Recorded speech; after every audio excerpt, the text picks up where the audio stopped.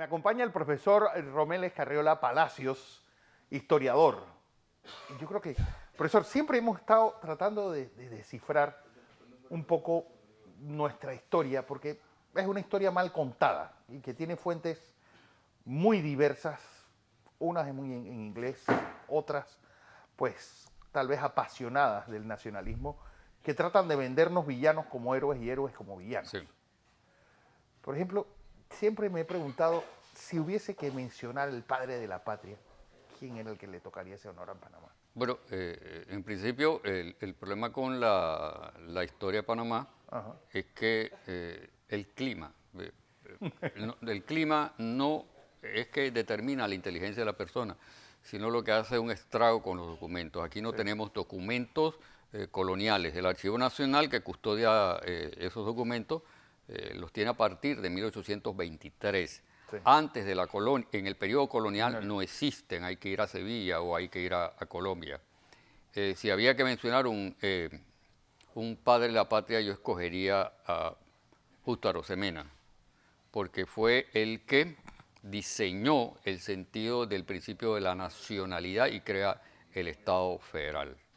E incluso si había que acuñar una moneda, yo no pusiera, como Balboa. se hizo, ni a Balboa ni a Pedrarias Dávila, que lo que hicieron en la colonia es esclavizar a los negros y a los indígenas. Yo escogería para una moneda de los 500 años a Justo Arosemena, a Francisco Javier de Luna Victoria y Castro, que fundó la primera universidad colonial, o a la doctora Reina Torres de Araúz, antropóloga, historiadora y creadora de todos los museos en la actualidad que están ahora mismo en crisis y que el Ministerio de Cultura va a... Bueno, ahora sobre eso Sí. viene una entrevista, pero de este movimiento y del nacimiento de la República con la separación de Colombia, que por ejemplo nosotros tenemos una figura que es pues controversial, para decirlo ¿no? como Philip Uno Varila, un Cromwell, Sí. que sin su bolsillo pues Panamá no se hubiera escindido de Colombia. Tenemos un movimiento que nos han querido vender como si fueran los padres fundadores de Estados Unidos, pero que cada quien tenía su esqueleto en el closet, el movimiento independentista. Ajá. Es decir, ¿por qué no tenemos una historia oficial real? Bueno, una historia oficial real no la tenemos por el hecho de que la historia de Panamá primero se empieza a escribir tardíamente. Lo que tenemos de la colonia, antes, lo que se leía antes de la independencia, eran las crónicas de los españoles y era Mariano Arosemena. El papá de Justo Sí, Arosemena. el papá de Justo Arosemena y Justo Arosemena con su opúsculo del Estado Federal. No había una producción historiográfica con respecto a lo que es ni siquiera el nacimiento de Panamá, desde la época prehispánica. Ahora bien, a través de 1903 se crea una república mediatizada por los Estados Unidos, y los próceres se le convierte en figuras inmaculadas que sin ningún defecto. Porque uno lee la jornada histórica del 3 de noviembre de 1903 y hasta las 3 de la tarde, pues Manuel Amador Guerrero estaba solo íngrimo tratando de ver quién le echaba una manita. Cierto. Que nunca encontró. Pero, por ejemplo, estas figuras extranjeras, Cromwell, Buno Varila, la esposa del propio Buno Varila, Sí. un Belisario Porras que queda totalmente excluido de todo este movimiento. Y se opone a la Y independencia. se opone a la independencia. Es decir, hay cosas que son inconcebibles, pero que vale la pena sumarlas y que el común lo Pero lo yo considere. pienso que el 3 de noviembre es un movimiento necesario para construir una república. Es cierto, pero la constitución de ese movimiento no es un movimiento orgánico, porque el partido conservador o el que dirige la independencia era conservador. el partido conservador que había conspirado contra la independencia en todos los movimientos de 1830-31, había conspirado contra Tomás Herrera, había conspirado contra la Guerra de los 1000 días y había asesinado a Victoriano Lorenzo en un consejo de guerra. Entonces, el partido que conspira con la unificación de un Estado nacional y la consolidación de un país independiente es el Partido Conservador, y ese es el que hace la independencia. Y eso tiene una explicación. al rechazarse el tratado Errán-Hay por el Senado colombiano Eso y es el aprobado, catalizador que empieza a y moverlo aprobado por los Estados Unidos, eso significaba el quiebre económico y el colapso de Panamá. Y los conservadores y tanto los liberales querían ese tratado porque hay un documento que es suscrito por miembros del Partido Liberal. Una relación comercial en ese punto específico ellos sí coinciden, con excepción de Porras porque se opuso a la independencia. Porras se opone a la independencia por la En El forma Salvador. que se dio, pero porque él estaba seguro de llegar a ser presidente de Colombia y no de Panamá. No, él se opone y él lo escribe en un artículo en un periódico en El Salvador, se llama La Venta del Istmo, porque él plantea, me opongo a la independencia porque si se hace la independencia, los Estados Unidos se van a tomar a Panamá y van a controlar la zona de tránsito. Entonces esa fue la posición de él. No era porque él estaba en contra de la independencia para construir un proyecto nacional o de un Estado independiente, sino porque eran los Estados Unidos los que iban a tomar el control de la zona de tránsito y iban a tomar el control de Panamá. Y efectivamente se dio con el tratado del 18 de noviembre, el tratado Jai-Bunau-Varilla, que lo negocia Philippe Bunau-Varilla como representante plenipotenciario nombrado por la Junta de Panamá. Les dan esa capacidad a Bunau-Varilla siendo un francés. Bueno, y los otros siendo colombianos y los otros siendo... La pregunta es, ¿Bunau-Varilla, héroe o villano? ¿Cómo? ¿Héroe o villano? Villano. Y si tengo unos segundos, le explico por qué. Porque Philippe Bunau-Varilla jamás luchó por los intereses nacionales, ni le interesaba la constitución de una república. Él le interesaba recuperar las pérdidas económicas de la fracasada compañía del canal francés. Pero a la larga, ¿qué gran movimiento no ha sido con un interés económico y de entronizar unas élites? Todos, absolutamente todos. Pero él, al hacer esa jugada, nos encarcela en una esquina donde nos entrega a los Estados Unidos. Ahora bien, había que ver si los que iban a los Estados Unidos, ya posteriormente, después de firmado el tratado, qué es lo que hubieran podido negociar. Creo que no hubieran podido negociar mucho. Es lo que iba a decir. Primero, Panamá era un país recién salido. Pero además que necesitamos a alguien que nos protegiese porque Colombia nos hubiera engullido. No teníamos ejército. Bueno, sí teníamos ejército, que era Esteban Huerta. Esteban Huerta, que era... Pero Esteban Huerta, siendo conservador y siendo militar, que coincidía con los intereses de Manuel Amador Guerrero, ellos tienen una pugna. Incluso Esteban Huerta le va a hacer un golpe de Estado a Manuel Amador Guerrero. Y viene Manuel Amador Guerrero, se comunica con los Estados Unidos y le dice, si tú me haces el golpe de Estado, yo llamo a las tropas norteamericanas e intervienen. Además, el tratado pues lo permitía ya. El tratado del 18 de noviembre, donde le daba la posibilidad a los Estados Unidos de intervenir militarmente en Panamá. Ahora bien, yo creo que yo comprendo, entiendo lo que usted me quiere decir. Dentro de toda esta situación política y económica de un naciente Estado, sin una economía desarrollada, sin salido de una guerra civil, desarrollada, de una guerra civil de los 3 años, de los 1000 días, con partidos, los dos partidos estaban totalmente debilitados. Sí, exhaustos. Pero lo que le da aire al Partido Conservador es haber hecho el contacto con los Estados Unidos para que los Estados Unidos los mantuvieran a ellos en el poder. Si no, ellos hubieran tenido que enfrentar al Partido Liberal. Y el hecho es... José Domingo de Valdía no gana si no es con el apoyo de Estados Unidos. José Domingo Valdía es gracias por otra vez rara. Me trae ese personaje. José Domingo de Valdía, el 3 de noviembre, toma un carruaje para abortar la independencia y abordar la revolución. Y lo agarraron segundo presidente. Y lo agarraron preso y le dieron la casa por cárcel. Y la casa por cárcel fue la cárcel de Manuel Amador Guerrero.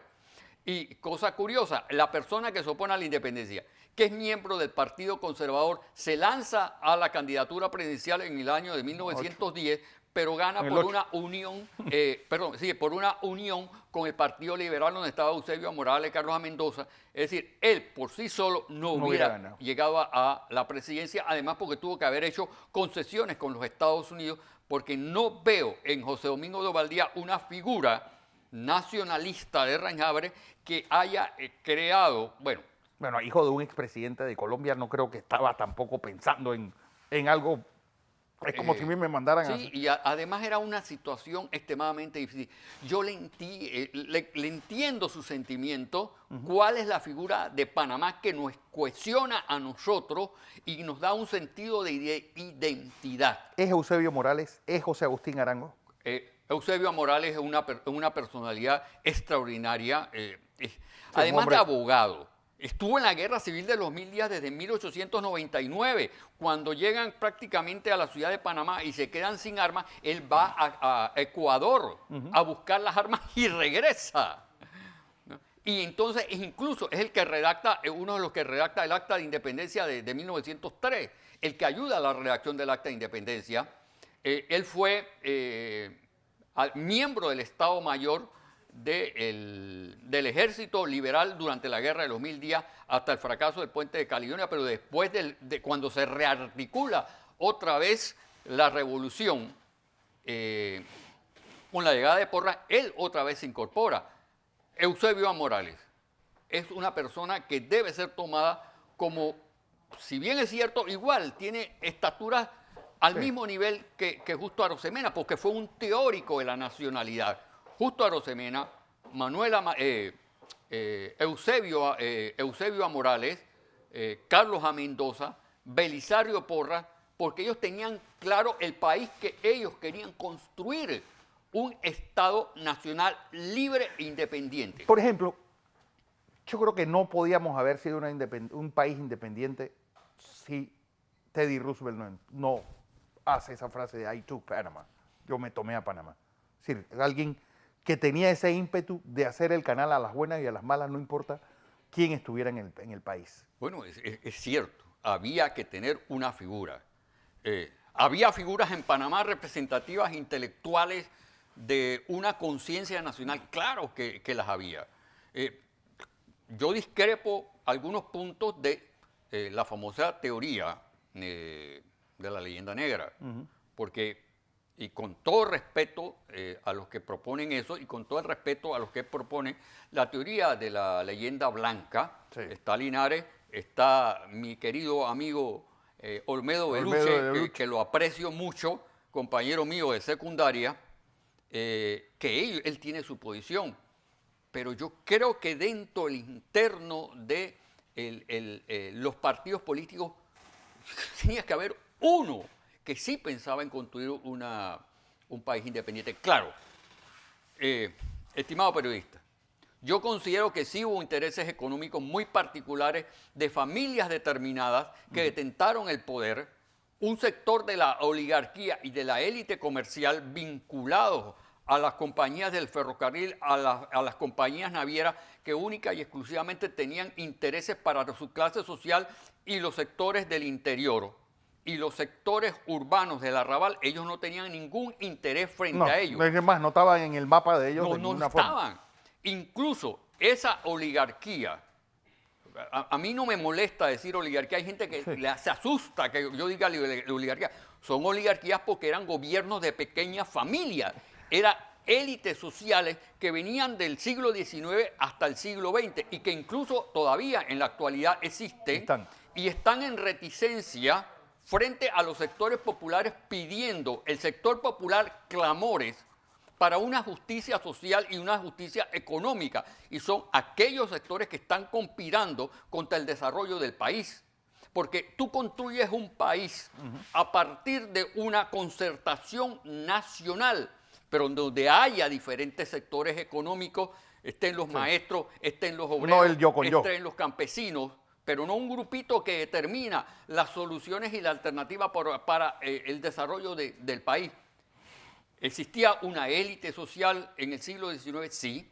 ¿Existía una élite social económica de la oligarquía, de los comerciantes de la zona de tránsito, de los vinculados a las actividades navieras, a las actividades comerciales con los Estados Unidos y con Francia y con Inglaterra, que no tenían, como usted lo dice, en su mentalidad el beneficio económico social en general, sino única y exclusivamente, primero, el desarrollo económico de ellos.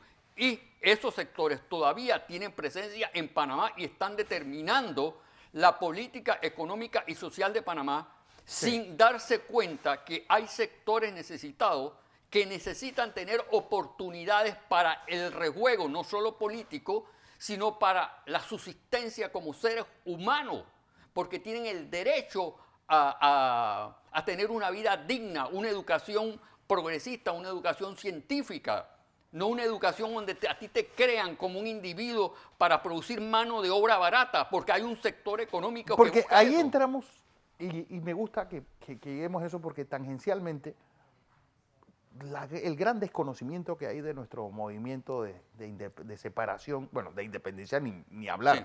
pero el de separación de Colombia es casi un misterio para Sí. la mayor parte de los panameños, pues tienen nombres como desperdigados, pero no está claro cómo fue realmente este movimiento, y pareciera que fuese adredes que se está enseñando de esa forma.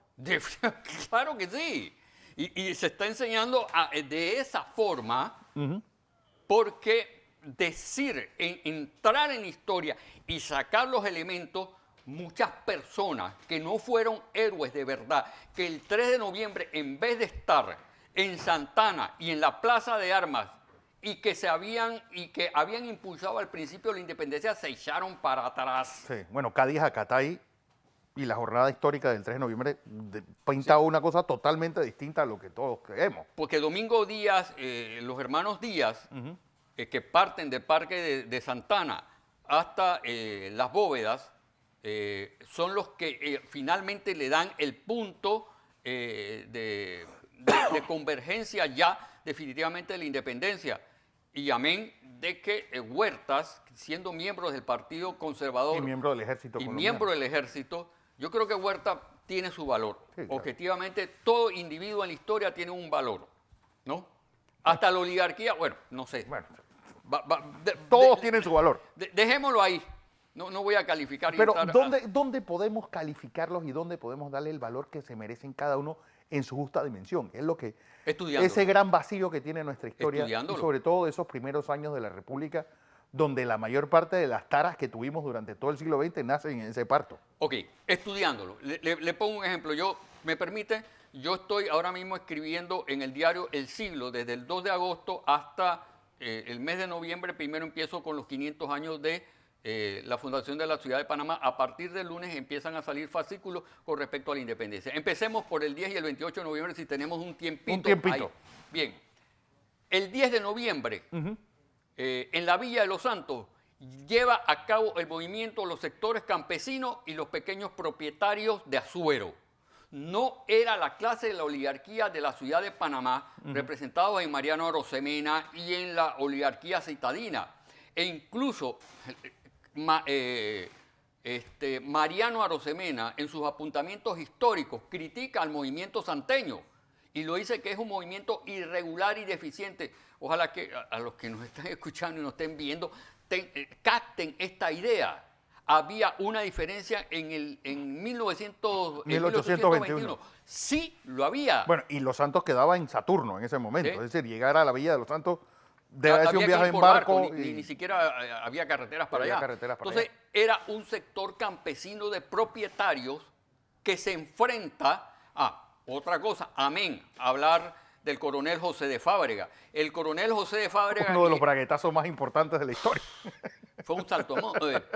José de Fábrega, siendo miembro Ajá. de la tropa que dirigía a los realistas españoles, cuando los Santos declara la independencia y redacta el acta de independencia en el Cabildo, José de Fábrega manda a 2 comisionados para convencer Que a los dejaran eso ahí. santeños de que dejaran las armas y que dejaran la revolución. Exacto. Y los santeños din no la vamos a dejar. Pero yo creo que es una historia que debemos contar Sí. la próxima semana, profe. Y después, Sí me- y después él siendo realista, defensor, cortador de cabezas, porque decapitó, y esa es la otra historia que hay que contar, decapitó a patriotas antes de 1821, es el que dirige el nuevo ejército que logra la independencia de Por una razón 1821. económica, pero en fin.